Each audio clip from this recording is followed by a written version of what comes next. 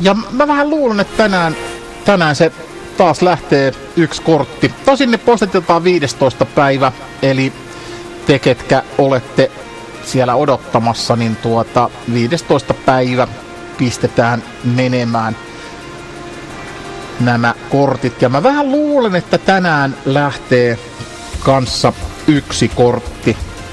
Ne on minulla tuossa virallisesti laitettu tuonne kytkimen väliin, tämä osoitteet ja tiedot.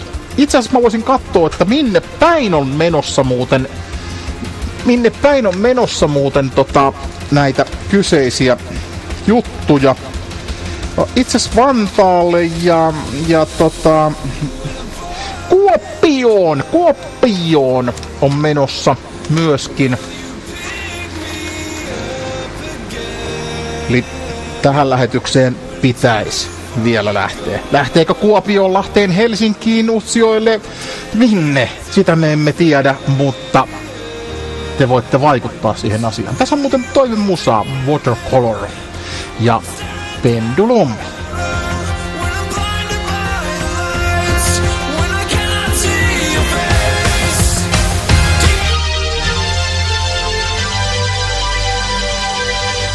Mutta tällä radioasemalla on myös mahdollisuus antaa aikamerkki. Kuunnelkaamme.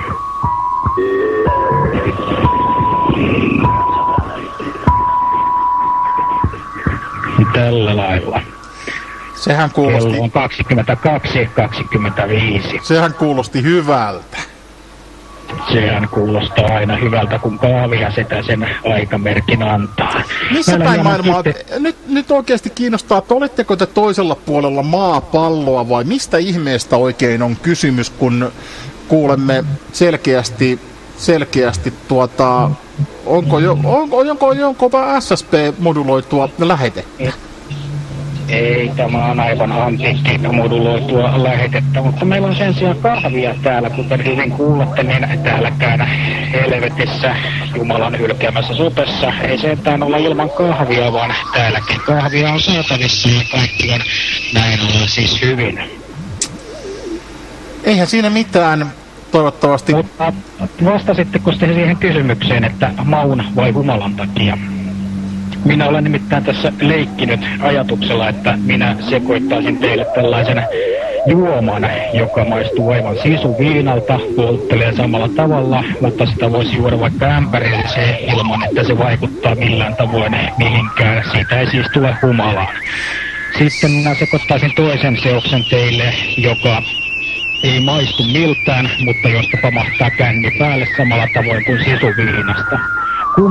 Kumpaan juomaan te kallistuisitte, jos teille tarjottaisiin näitä jompaa kumpaa sekoitusta nautittavaksi? Jos tämä sekoitus riittää aamuun asti niin ja siitä jää vielä huomisellekin, niin totta kai me otamme ämpärillisen.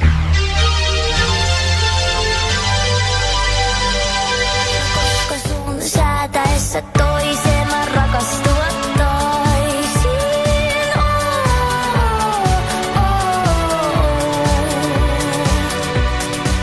Kovasti meiltä kysellään, että mistä mä otan näitä toiveita. Facebookissa nimenomaan kysyttiin tätä kyseistä asiaa tekstiviestillä tai sitten soittamalla tänne studion numeroon. Ja miksi sitten näin? Siksi, että Pasiradion pitäminen on aika kallista hommaa. Kaistamaksut, palvelinmaksut, teosto, Gramex ja kaikki muut kulut pitää jollain kustannuttaa, niin ne kustannutetaan tällä tavoin. Muita vaihtoehtoja ei ole olemassa. Näin se menee helposti ja näppärästi tämä Pasiradion toiminta. Olisin halunnut tässä tänä kesänä päästä semmoiselle jonkunlaiselle kiertueelle, mutta siihen ei varat riittäneet. Mutta ehkä kenties ensi kesänä. Tulihan tuossa mobiilistudiokin rakennettua, mutta valitettavasti nyt sitten sille ei hirveästi käyttöä tullut, mutta onhan tuossa laitteisto nyt sitten olemassa, minkä saa helposti mukaan.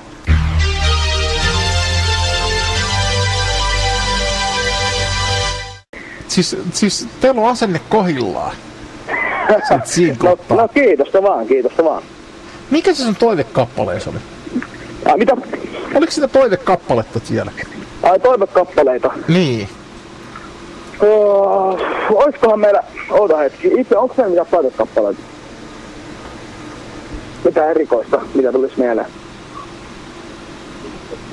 No itse asiassa mä oon menossa tietokoneelle just nyt, niin mä voin siitä katsoa, että onko siinä mitään semmoista toivekappaleita, ja voisi ottaa soimaan. Siis tietokoneelle? Siis mitä järkeä tossa? Siis mä oon tässä pihalla nyt just röökillä ja Eikö sä osaa kertoa mitä toivebiisiä? Ei tuo oikein mieleen, mikä on sit semmonen... No äsken mä tuossa Facebookissa kirjoitin sulle, että... Mä luen hyvin rajut... Kukkura vittu olisi ihan jees. Se on soinut tänään jo moneen otteeseen, mutta mä laitan sen tonne listalle. Se soi tässä lähetyksessä vielä. Joo, no jos sä pystyt laittaa se soimaan, niin tässä vähän... Se on soinut jo tänään, mutta mä laitan sen... Mä lupaan, että tässä lähetyksessä soi vielä kukkura vittu tänään. Kyllä mä haluan, että se soi vielä tässä lähetyksessä. Siinä on jotain niin asiameininkiä. Sanois muuten, mä oon sitä pyytänyt, että mikä vittu teit oikeesti... Miten te voitte olla noin perverttisiä, että te haluatte kuunnella kukkuravittua? En mä tiedä, se jotenkin tulee mieleen susta, se kukkuravittu kappale, että aina kun mä oon kuunnellut Tasirodelta, mä oon avannut sen, niin siitä aina tulee kukkuravittu musiikki. Et siinä on jotenkin jäänyt se levy soimaan päälle, se nyt pitää kuunnella tänne aikana vielä.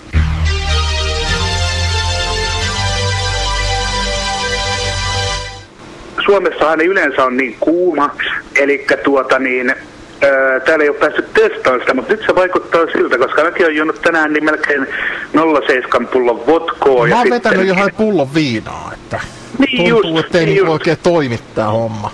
Eikä siis, ei ne niinku ihan vitun sekasi, että tää on aika vittumaista. Siis viina ei toimi toivotulla tavalla.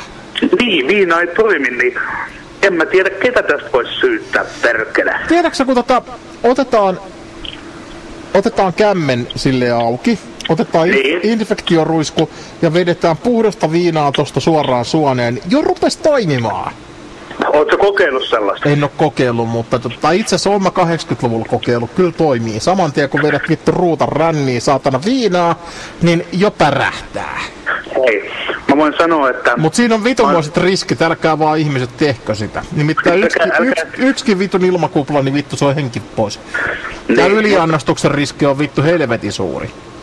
Joo, kato, mä oon miettinyt että sama asia monta kertaa, että minkä takia nämä juopot, jotka tuolla metässä juo, niin ne juo niin kuin vaikka mitä, niin minkä takia ne ei voi sitten niin vetää ruutalla ränniistä kamaa. Niin sehän viinakin toimii, joo, kyllä. Mutta mä myöskin tiedän, että 2 desiä sillä tavalla otettuna, niin se on kuolemaksi. Joo, mutta eikä tarvi odotella, että toimiiko aine vai eikö toimi, niin kuin tässä juodessa niin kuin odotellaan imeytymistä. Kun sä vedät vittu ruutella suoneen, niin saman tien tapahtuu. Kyllä, kyllä. Toimii ja on riittosa. Kossulla pörrää viikon.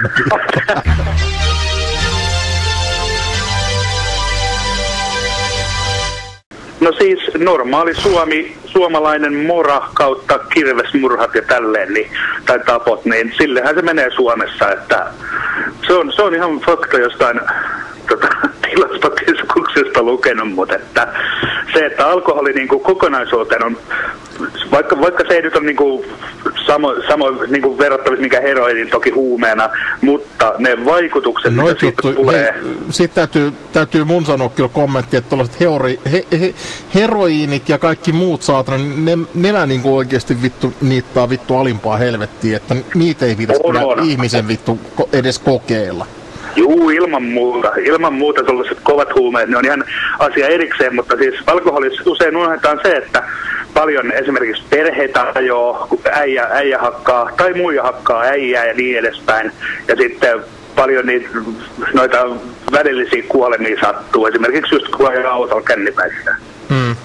Mutta siis sanotaan, että kannabiskin, oikeasti mä oon tuossa monta kannabiksen käyttäjää niin nähnyt ja näin poispäin ja kuullutkin ja tunnenkin ja näin poispäin, niin ne on sitä mieltä, että paukkupäissään voi niin ajella. Mä en oikein mene allekirjoittaa sellaista väitettä. Mun mielestä jos poltetaan, niin poltetaan selvänä auton rattiin, piste, olkoon se sitten viina tai kannabis tai ihan mikä tahansa.